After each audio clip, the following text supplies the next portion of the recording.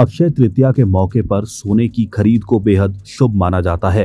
यही वजह है कि ये धनतेरस के साथ सबसे बड़ा सोने की खरीदारी वाला दिन माना जाता है। लेकिन इस बार सोने के खरीदारों के मन में एक बड़ा सवाल है, क्या पिछले साल के शानदार रिटर्न के बाद सोना आगे भी बाकी हाई रिस्क एसेट से बेहतर प्रदर्शन करता रहेगा? आइए गोल्ड की कीमत और डिमांड जैसे पहलुओं पर गौर करते हुए इस सवाल का जवाब जानते हैं। सोने की कीमतों ने 22 अप्रैल 2025 को अपना अब तक का उच्चतम स्तर छू लिया। इसने 1 लाख प्रति 10 ग्राम का मनोवैज्ञानिक स्तर भी पार किया। पिछले अक्षय तृतीया के समय सोना लगभग 72,000 पर था और 25 अप्रैल 2025 तक ये 95,000 के करीब पहुंच गया, यानी साल भर में 30% से ज्यादा का रिटर्न। वहीं इस दौरान निफ्टी TRI का रिटर्न 10.2% रहा। एक साल में गोल्ड निफ्टी बिटकॉइन का रिटर्न कितना रहा, जिसे आप अपने स्क्रीन पर देख सकते हैं। निफ्टी 50 TRI 10.20%, निफ्टी 500 TRI 7.7%, अंतर्राष्ट्रीय सोना 38.90%, घरेलू स्पॉट गोल्ड 30.70%, बिटकॉइन 48.70%, घरेलू गोल्ड ETF 29.50%। क्या सोने की कीमतें और चढ़ेंगी? इस साल अंतर्राष्ट्रीय बाजार में भी सोने ने 25% की बढ़त दर्ज की है। एनालिस्ट का मानना है कि दुनिया भर में बढ़ती अनिश्चितता के बीच सोना सबसे सुरक्षित निवेश माध्यम बनकर उभरा है।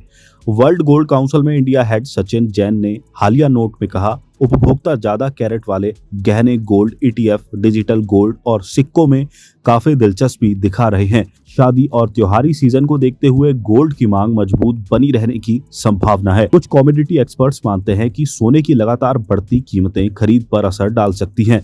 हालांकि पिछले कुछ सत्रों में सोने की कीमत 1 लाख से गिरकर 94,600 प्रति 10 ग्राम आ चुकी है। ट्रेडजिनी के COO त्रिवेश डी ने कहा, ये गिरावट लंबे समय से चली आ रही है। तेजी के बाद एक हेल्दी करेक्शन लगती है, लेकिन अगर कीमतें फिर से 1 लाख के करीब जाती हैं तो अक्षय तृतीया पर मांग 40 से 45% तक घट सकती है। उन्होंने ये भी जोड़ा कि जौहरी light weight jewellery exchange scheme और एडवांस बुकिंग से करेंगे। अमेरिकी राष्ट्रपति डोनाल्ड ट्रंप ने सत्ता में वापसी के बाद बड़े पैमाने पर ट्रेड वॉर छेड़ी, जिससे दुनिया भर में अस्थिरता और अनिश्चितता का माहौल बना। इसका सबसे अधिक असर गोल्ड की कीमतों पर पड़ा। क्वांटम म्यूचुअल फंड के CIO चिराग मेहता ने बताया, डॉलर इंडेक्स इस साल की शुरुआत से अब तक 9% गिर चुका है।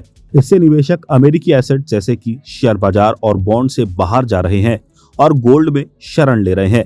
एक्सपर्ट्स का मानना है कि निकट भविष्य में सोने की कीमतें अमेरिका चीन ट्रेड वॉर से जुड़े घटनाक्रमों पर निर्भर करेंगी। निपॉन इंडिया म्यूचुअल फंड के कमोडिटी प्रमुख विक्रम धवन ने कहा, हालांकि ऊंची कीमतों के चलते भारत और चीन जैसे देशों में गहने की मांग घट सकती है, लेकिन सेंट्रल बैंकों की खरीदारी नए रिकॉर्ड की ओर बढ़ रही है। निपॉन इंडिया के विक्रम धवन का कहना है कि ETF होल्डिंग्स अभी भी कोविड पीक से 20% नीचे है और ये साल इस मोर्चे पर निर्णायक हो सकता है।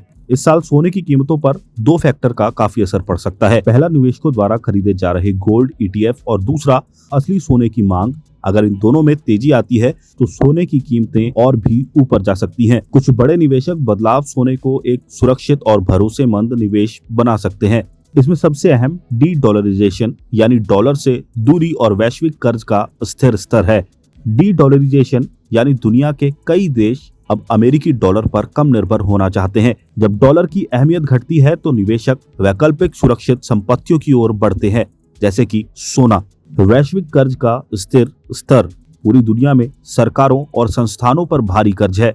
अगर ये कर्ज स्थिर हो जाता है या वापस चुकाना भी मुश्किल हो जाता है तो आर्थिक संकट की आशंका बढ़ जाती है। ऐसे समय में लोग सोने को एक सुरक्षित विकल्प मानते हैं। सैमको सिक्योरिटीज के रिसर्च हेड अपूर्व सेठ के अनुसार SPX 500 टू गोल्ड रेशियो 10 साल में मूविंग एवरेज से नीचे चला गया है।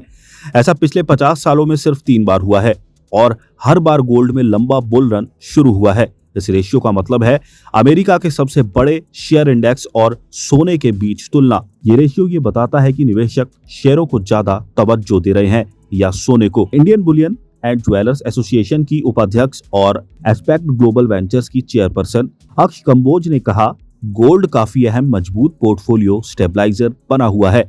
बेशक निकट अवधि में इसमें करेक्शन हो सकता है, लेकिन लॉन्ग टर्म नजरिया पॉजिटिव है, क्योंकि भू राजनीतिक तनाव से निवेशक जोखिम लेने से बच रहे हैं और यही चीज गोल्ड के हक में जा रही है।